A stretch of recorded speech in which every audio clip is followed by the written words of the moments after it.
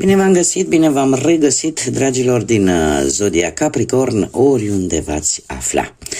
Bine ați venit tuturor pe canalul meu, Tarot Flor de Loto. Azi voi face lectura generală pentru perioada cuprinsă între 20-26 octombrie, așa că toți cei care aveți soarele, luna, Venus, ascendentul sau oricare alt aspect astral important pentru voi din harta voastră natală și care are legătură cu Zodia Capricorn, această lectură este de asemenea și pentru voi. Ca de fiecare dată vă readuc aminte, este totuși o lectură generală, vă rog să luați decât acele mesaje care rezonează cu voi, restul lăsați-le să zboare în univers, pentru că sigur sunt pentru alte energii care într-o mai mică sau mai mare măsură au legătură cu Zodia Capricornului. Și haideți să începem și să vedem ce situație importantă de știut vine pentru voi, dragilor, în săptămâna cuprinsă între 20-26 octombrie. Ce este important de știut pentru dragii mei din Capricorn pentru perioada 20-26 octombrie?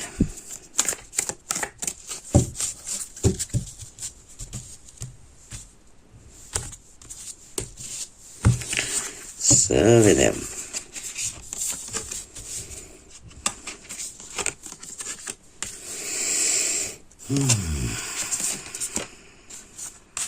Da. Dragii mei dragi, situația cumva o să se desfășoare într-o manieră, eu aș zice, destul de rapid în această săptămână. Într-adevăr, vin noi începuturi, schimbări,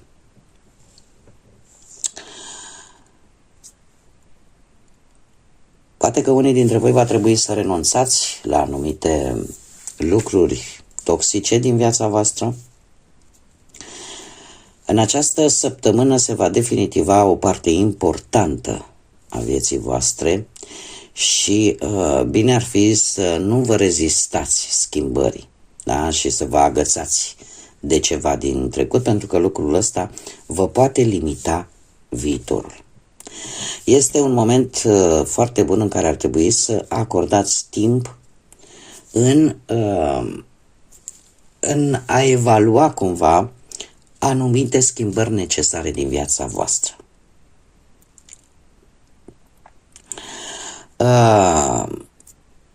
Există într-adevăr o teamă perfect normală și firească și umană, o teamă de necunoscut care te poate oarecum poate încerca să te oprească să faci aceste schimbări, dar sunt niște schimbări benefice pentru tine. De ce? Pentru că avem cum să zic eu,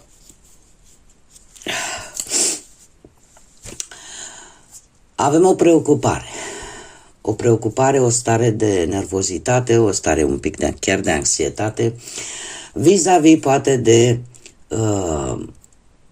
ceva care nu prea este clar, de o situație un pic neclară, poate să fie legată, cum am mai spus, de un atașament toxic vis-a-vis de o situație, de o persoană, de o relație, unde voi va trebui să faceți o schimbare. Chiar dacă vă aduce un pic de teamă.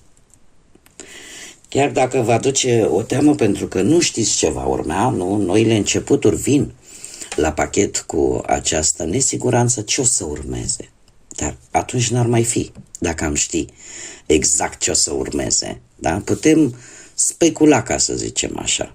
Dar este o schimbare care e necesară. Mie asta, cel puțin, asta îmi spun aceste minunate cărți de oracol Lenormand, pentru a ieși din această stare de anxietate, de nervozitate, de gânduri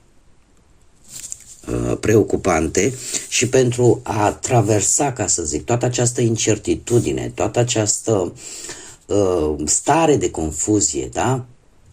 Lipsă de claritate, voi va trebui să renunțați la ceva toxic din viața voastră, va trebui să faceți această schimbare, pentru că este importantă.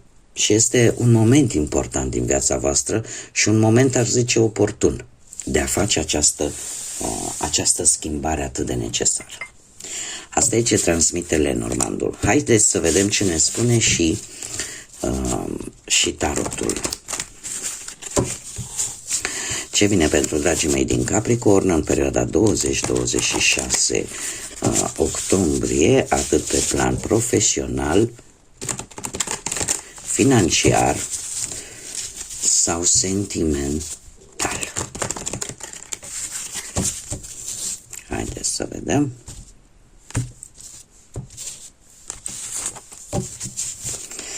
Și avem pe plan profesional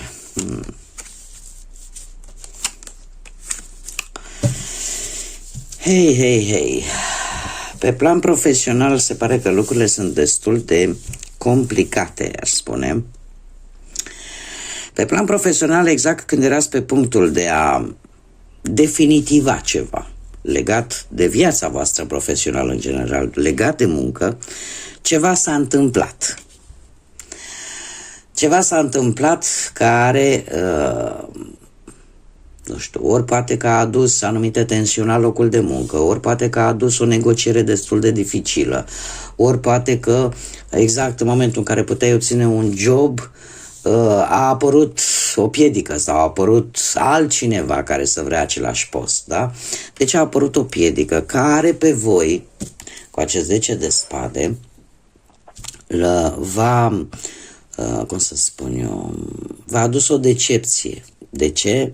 În această săptămână, eu îmi fac datoria să vă spun, ori că apare o trădare la locul de muncă actual, ori că apare o concediere, ori că cineva ți-a promis un post și într-un fel sau altul parcă nu se va concretiza.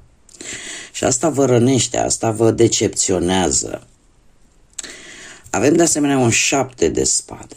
Un 7 de spade care îmi vorbește de lipsă de încredere. De lipsă de încredere și de ideea ce fac. O iau la fugă, îmi folosesc istețimea. Da, de asta am zis că este într-adevăr o săptămână importantă. Dar din câte văd eu aici, cu acest 2 de cupe, veți avea o conversație. Și eu, părerea mea, intuiția mea îmi spune că nu veți sta și dacă veți fi dați afară și dacă veți pierde jobul și dacă sunteți, nu știu, la un interviu și sau altcineva vrea ceea ce voi aveți, postul vostru pe care îl aveți. Totuși, folosiți-vă istețimea. 7 de spade nu neapărat întotdeauna are o energie negativă, deci poate avea și o energie pozitivă alături de alte cărți. Și în cazul nostru avem un 2 de cupe care totuși e o carte pozitivă și care ne spune folosește-ți istețimea. Fă lucruri pe care să nu le comunici tuturor. De multe ori facem greșeala, nu mă refer numai la voi, mă refer în general, facem greșeala de a spune care e următorul plan, de a spune ce vrei să faci pentru a rezolva cu tare problema. Nu mai faceți. Fiți isteți. Se spune este cartea hoțului, da? 7 de spade este cartea hoțului. Păi cum acționează un hoț? Face gălăgie? Nu. În liniște. Pentru că voi aveți șansa cu acest 2 de cupe, tocmai pentru că aveți o anumită valoare, sunteți apreciat, voi veți avea mari șanse să vă găsiți ceva de muncă destul de benefic pentru voi. Și în felul ăsta să vă, oarecum să echilibrați balanța și să fie și în favoarea voastră. Așa că, din câte văd eu aici, trebuie să fiți cât mai silențioși în acțiunile pe care le faceți dacă vreți să vă fie bine. Mergem mai departe, pe partea bănuților.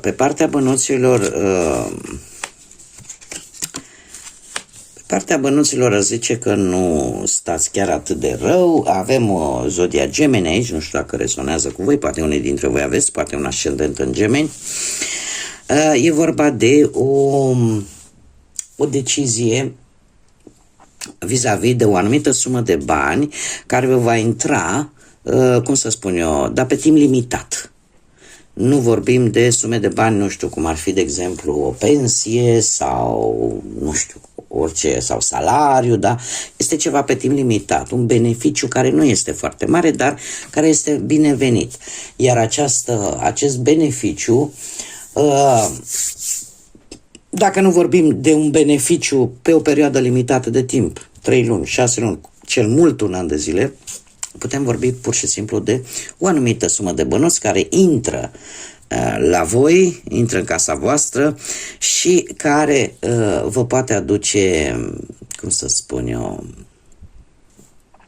un echilibru, o anumită siguranță și pur și simplu te vei bucura de o reușită mică. E adevărat, relaționată cu banii de care tu te vei bucura, dar în același timp se pare că iei hotărârea, mare atenție, iei hotărârea cu acest doi de bâte să ori să iei în calcul o anumită situație specială care poate să fie legată, nu știu, de familie sau de relația voastră, pe care ai vrea să o rezolvi, ai vrea să-i găsești o soluție și în felul ăsta să finanțele să fie un pic mai echilibrate și pe viitor. Da? Cumva iei o decizie, domne, ce fac cu banii ăștia? Mă apuc, uite, familia are o problemă sau eu în relație am o problemă. Da? Cumva încep să găsești un echilibru și pe termen lung. Da? Vis-a-vis de bani. Și va trebui să găsești o soluție. Poate va trebui chiar să iei o anumită decizie, poate în beneficiu propriului tău confort. Da? Și vei lua în calcul ce fac. Dar sunt bănuți de care, eu din câte văd aici, vă bucurați, e posibil chiar unii dintre voi să și achiziționați un obiect mic de valoare care să vă facă să vă bucure. Mergem mai departe pe partea asta sentimentală. Viața sentimentală pentru cei care sunteți deja într-o relație, sunteți deja într-o pereche. Avem zodia Balanța, avem zodia Leu. Dragilor dragi,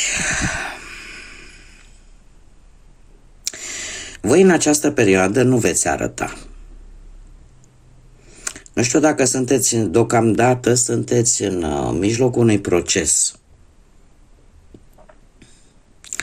În mijlocul unui proces, poate de divorț, poate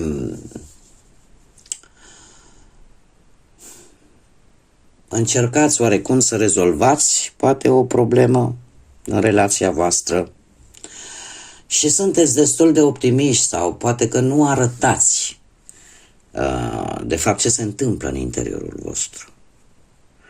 Poate unii dintre voi tot încearcă, au această speranță că lucrurile se vor rezolva într-un fel sau altul în relația voastră și că relația poate merge înainte. Ce mă intrigă foarte tare? Acest top de spade.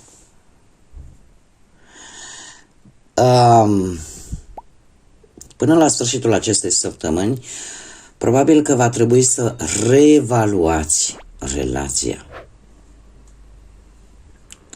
Și așa cum bine vedem, acum se explică această arcadă, da? Așa se numește arcada, cu acest top de spade. Pentru că îmi spune practic același lucru. Că sunt anumite atașamente nesănătoase, anumite atașamente toxice, care îți creează o anumită teamă și se cere această reevaluare, această schimbare. Și această agățare de trecut cumva, când poți realiza, domne, trecutul e acolo și oricum nu mai putem schimba nimic în trecut. Și ziua de astăzi, mâine, e de domeniul trecutului. Că ce poți schimba astăzi îți poate schimba viitorul. Este o săptămână foarte importantă în care poate mulți dintre voi veți avea această capacitate de a vă reevalua propria relație, de a vă reevalua ceea ce voi aveți nevoie. Da, 8-ul de spade despre asta ne vorbește.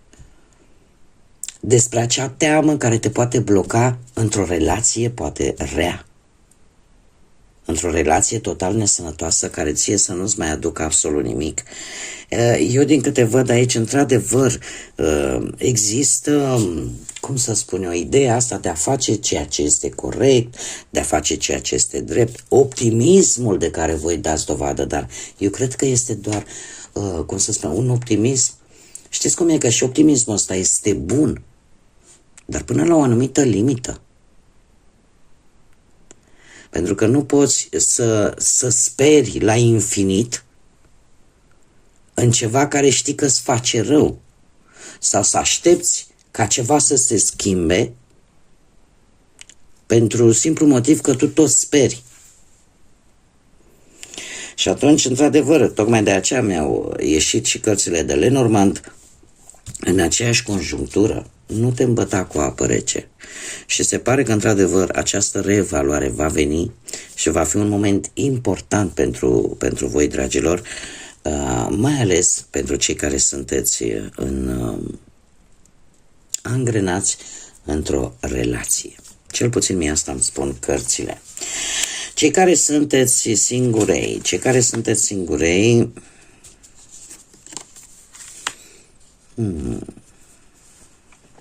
vă întâlniți cu cineva din trecutul vostru, că este programat, că este întâmplător, doar că, nu știu cum să zic eu, este cineva cu care posibil voi să mai fi avut o relație în trecut și să fie apărut așa din neant. Iar lucrul ăsta pe voi nu vă prinde într-un moment foarte bun. Orică sunteți într-o perioadă de recuperare medicală, da?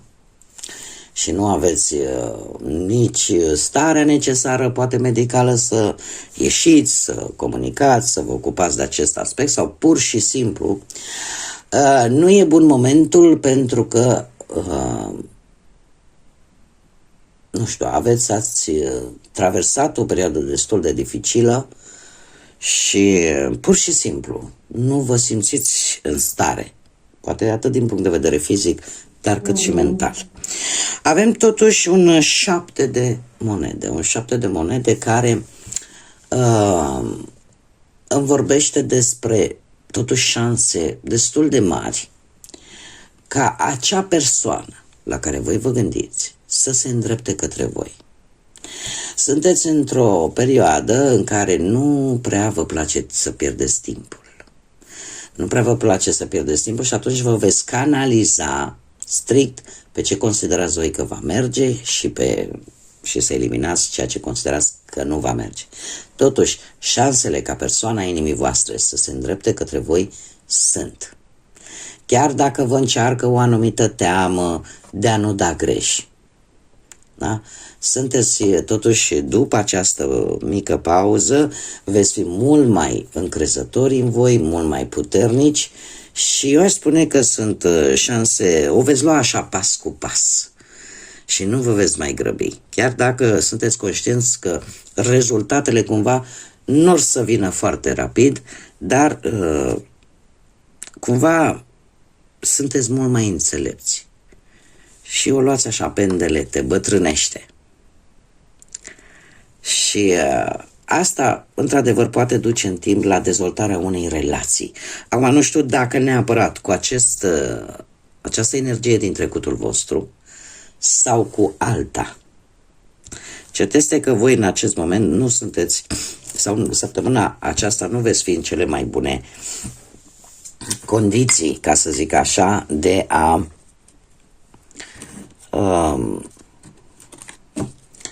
face prea multe lucruri. Haideți să vedem și ce mesaj important am pentru voi, dragilor, din partea constelațiilor. Care este mesajul important pentru dragii mei din Capricorn în perioada 20-26 octombrie? Să vedem. Opa! Nu cred că a ieșit. Deci, credeți-mă, cred că e a treia oară când această carte efectiv sare din pachet. O avem constelația Casiopeia. Așa cum am spus și la celelalte zodii, Casiopeia era mama Andromedei și din cauza vanității ei și a faptului că ea vrea să fie cea mai frumoasă, cea mai iubită de către restul lumii, la un moment dat, efectiv, n-a mai ținut cont nici de propria ei fiică. Este de fapt ideea de a vedea frumusețea din interiorul oamenilor, de a nu te lăsa înșelat de frumusețea exterioară și a încercat să cauți acea frumusețe interioară, acel lucru care nu este vizibil decât în momentul în care respectiva persoană începe să comunice, începe să vorbească, începe să arate, da, prin gesturi, prin cuvinte, frumusețea pe care o ține în interior. Că de multe ori nu e bine să avem prejudecăți, să ne ghidăm după aparențe, pentru că aparențele pot fi înșelătoare. Și tocmai de aici, așa cum am spus și la celelalte zodii, avem vestitul proverb, da? Mărul frumos înăuntru posibil să fie un pic găunos. Deci nu trebuie să ne luăm neapărat după aspectul fizic, pentru că ne poate înșela și totuși trebuie să fim atenți și la ce iese pe gură și la ce are în interior. Da? Ceea ce nu se vede decât în momentul în care comunicăm sau în momentul în care traversăm o mică perioadă de timp, da? Să vedem care este acțiunea, ce gândește, felul în care se manifestă. Și atunci putem aprecia cu adevărat această frumusețe. Da? La fel ca cu toate lucrurile în viață. Da? Trebuie să cumva să învățăm să apreciem aceste frumusețe ale vieții, indiferent că ele sunt mai negative, indiferent că sunt pozitive. Că de multe ori nu și o plantă. Da? O plantă, de exemplu, în Scoția, mi se pare că l-au și pe standardul lor, au acel ghimpe, cred că îi spune la noi, da? Acea floare care face așa are o culoare așa violetă, ovalie așa, și ea chiar dacă aparent este plină de spini și nu are neapărat cum să spun eu, ceva atractiv, dar ea este folosită foarte mult în medicină și are o importanță foarte mare, mai ales pentru scoțieni. De asta spun că așa e peste tot. Se întâmplă, în schimb, nu? Dau niște mici exemple așa ca să mă fac înțeleasă mai tare cu acest mesaj. Avem, de exemplu, în Australia acea broscuță care e foarte micuță, drăguță, colorată, dar care este atât de veninoasă. Da? Cam așa. Să învățăm să apreciem frumusețea vieții, indiferent de aspectul său fizic. Da?